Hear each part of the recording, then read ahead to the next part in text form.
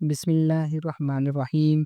اس video میں آپ لوگوں کے ساتھ شیئر کرنے والا ہوں سجدہ تلاوت کا طریقہ، سجدہ فرض ہے یا سنت، سجدے کی اہمیت، حدیث اور اگر چھوڑا جائے تو کیا نقصان ہوگا۔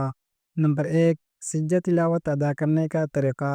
جب قرآن پاک کی تلاوت کے دوران ایسی آیات پڑھی جائے جس میں سجدے کا حکم ہو تو سجدہ تلاوت واجب ہو جاتا ہے۔ اس کا طریقہ یہ ہے، وضو ہونا ضروری ہے، قبلہ رخ کھڑے ہو، اگر نماز میں نہ ہو نیت کرے کہ سجدہ تلاوت کر رہے ہیں، تکبیر اللہ اکبر کہہ کر سجدے میں جائے، سجدے میں 3 بار سبحان ربی الاعلیٰ کہے، پھر 2 بار تکبیر کہہ کر اٹھ جائے۔ سلام پھرنا ضروری نہیں ہوتا، اگر نماز میں سجدہ تلاوت آئے تو نمازی سجدہ کرے گا اور نماز جاری رکھے گا۔ نمبر 2، سجدہ تلاوت فرض ہے یا سنت۔ سجدہ تلاوت واجب ہے، یعنی اگر قرآن کی وہ آیات پڑھی جائے یا سنی جائے جس میں سجدہ ہو تو اس پر سجدہ کرنا واجب ہو جاتا ہے۔ واجب کا مطلب ہے کہ اس کا ادا کرنا ضروری ہے اور بلا عذر چھوڑنے پر گناہ ہوتا ہے۔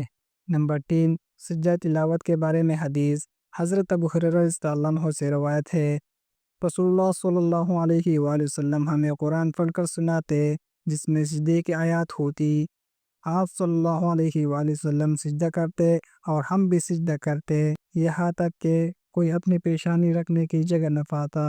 یہ حدیث سجدہ تلاوت کے عمل اور اس کی اہمیت کو ظاہر کرتی ہے۔ نمبر 4، اگر سجدہ تلاوت چھوڑ دیا جائے تو کیا نقصان ہوتا ہے۔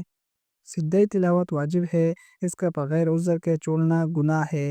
علماء فرماتے ہیں کہ اگر کوئی شخص جان بوجھ کر سجدہ نہ کرے تو اللہ کے حکم کی نافرمانی کرتا ہے۔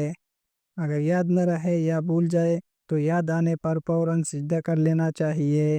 مسلسل نظر انداز کرنے سے دل سخت ہو سکتا ہے اور اللہ کی ناراضی کا خطرہ ہے۔ اگر آپ قرآن کی تلاوت کرتے ہیں یا سنتے ہیں تو سجدہ تلاوت کی اہمیت کو سمجھے، اس پر عمل کیجیے اور دوسروں کو بھی سکھائے۔ ویڈیو پسند آئے تو لائک کریں، چینل کو سبسکرائب کریں اور اسلامی معلومات کے لیے بیل آئیکن ضرور دبائیں۔